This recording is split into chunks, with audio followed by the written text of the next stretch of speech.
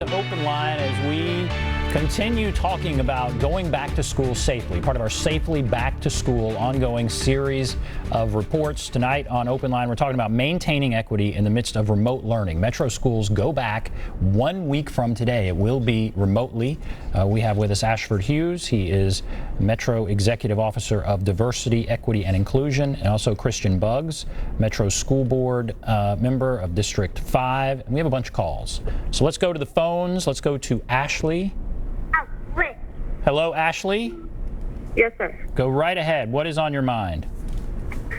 Yes, I have a question for the special needs kids with the IEP. How do they plan to get their therapy and sit in front of a screen for however many hours a day without a teacher physically being there?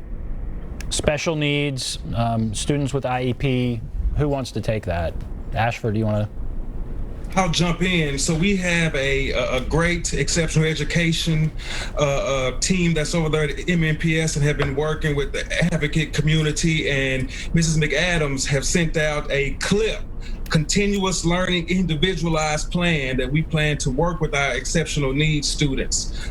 We know that this is also an important piece of equity, and we want to make certain that we are catering to these students' needs where they are. So we have been vehemently working with the community, working with these community members to make certain that we are finding ways to meet their students' needs. I would also go to our website, MNPS.org/playbook, and you can find these areas where it speaks specifically to that CLIP and how we are going to be working daily with an individualized work plan for these students. As Dr. Battle has also said, we are catering to every student population within our school district, and I can tell you right now, exceptional education students have been in every conversation that I'm a part of, and we make certain that we are lifting those students up with supports. Yes, and I would say practically that if you already have a student with an IEP, that we are working to meet all the accommodations. So if it's that you had a parapro or a one-to-one, or a paraprofessional, a teacher's aide, or a one-to-one paraprofessional to work with your child based on their accommodation needs, please reach out to your principal, reach out to that parapro, or reach out to your child's teacher today to begin talking through how to implement that CLIP, how to make sure that those accommodations will be met. We've already spoken with many of our different types of therapists, and some are preparing to go into homes.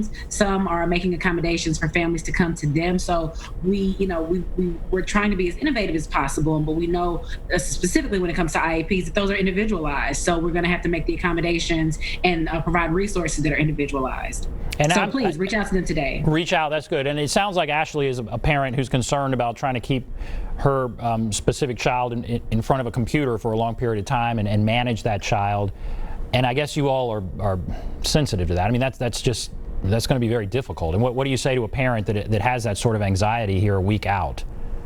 So I would say, I'm the mother of a toddler. I have a full-time job, and then I work for the board part. I'm a board member part-time. So there are days when I wake up at 7 o'clock to begin my work day, and I might stop for chunks of time to be able to play with my toddler, to be able to teach him something. And I think the same expectation goes for our students, that it's not going to be a set 8 hours or a set 6.5 hours that they're expected to sit in front of a screen. We're just asking that they do work, just like with the homeschool mandates. We're asking our students who are virtually learning through MNPS to have flexible days that incorporate about 6.5 hours worth of work, whether that be 2 hours on screen and 4 hours using pad and pencil, or engaging with books or engaging with other projects. I think we're not expecting children across this district. We're not expecting 90,000 young people to sit in front of a computer for 8 hours. That's just not, that wouldn't be feasible. Right. And from the elementary level to middle school to high school level, we have example schedules of what it would look like, but we know from each individual tier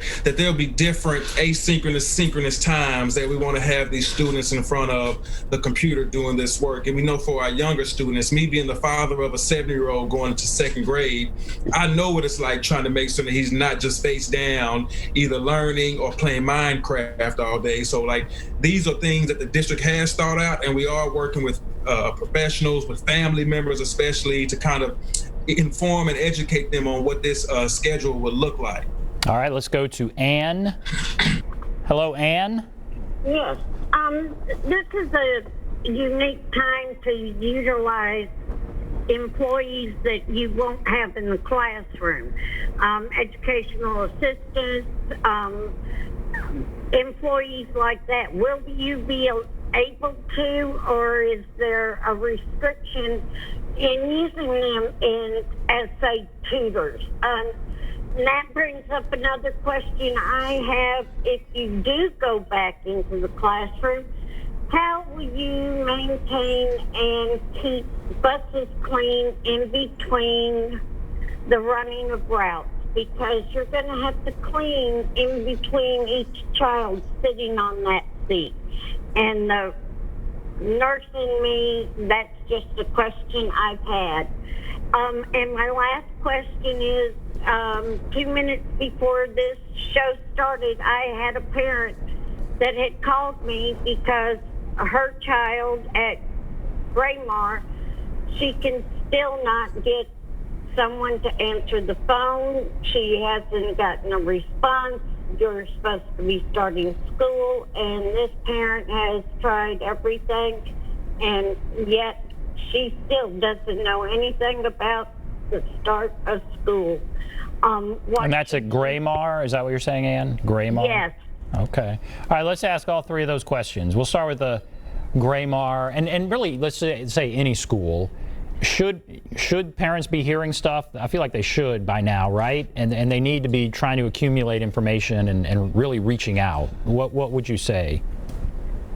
Sure. So I would say a number of things. First, each principal or each school they're engaging the community in different ways. So you have some schools that are using Facebook, Instagram, and Twitter to get out information. They're also sending out email and MailChimps. They're doing call outs. I mean, I think every school is doing at least 2 of the 3. So I think it just depends on how, what's most comfortable for that parent. I would always suggest sending an email, always. You can loop in your school board representative. This is what we're elected to do, to not only support the district, but act as a bit of a liaison to the community. So if a parent has specific questions, or maybe they have changed phone numbers and haven't been getting the call outs, if they just email a school board member, we can connect them with all of that. My email address is just cbuggs@mnps.org. That's CBUGGS at mnps.org. You can find all of us on the mnps.org website under Board of Education, but I can connect you with any of my colleagues in any of the schools around the district. So feel free to lean on us, but also look via social media. Make sure that you're checking your email and your call logs.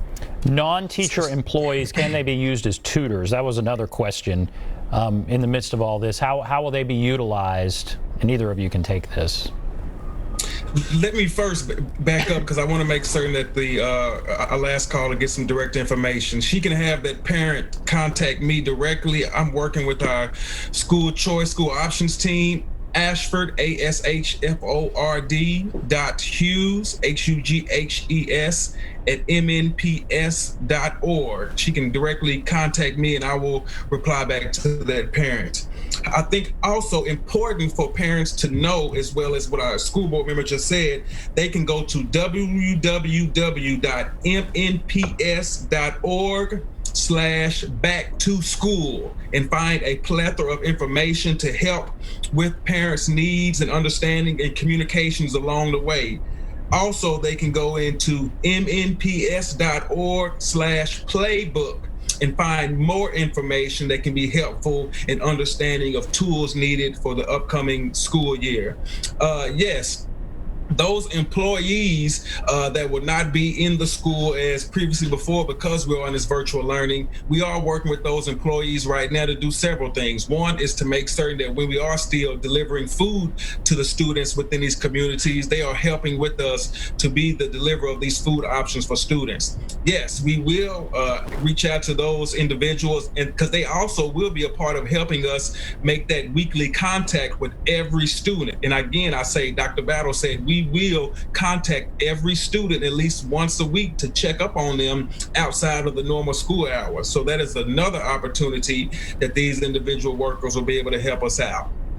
And she asked about cleaning buses between routes when they go back. That sounds like a lot. Who wants to take that?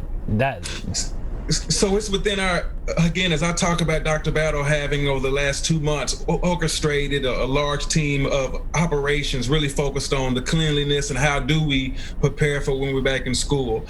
If we are going back into a in-person school where bus routes are going to be utilized, we will have that plan and that cleaning process go out beforehand and communicate that to parents, so parents know what the process is. Teachers, the bus driver, and our staff know what that process is. And right now, our operations team is firming that up, and we will make certain that that comes out ahead of time if we do make that pivot into going full-time back into school, where our buses will be utilized to transport our students to school. All right, and I would say for now.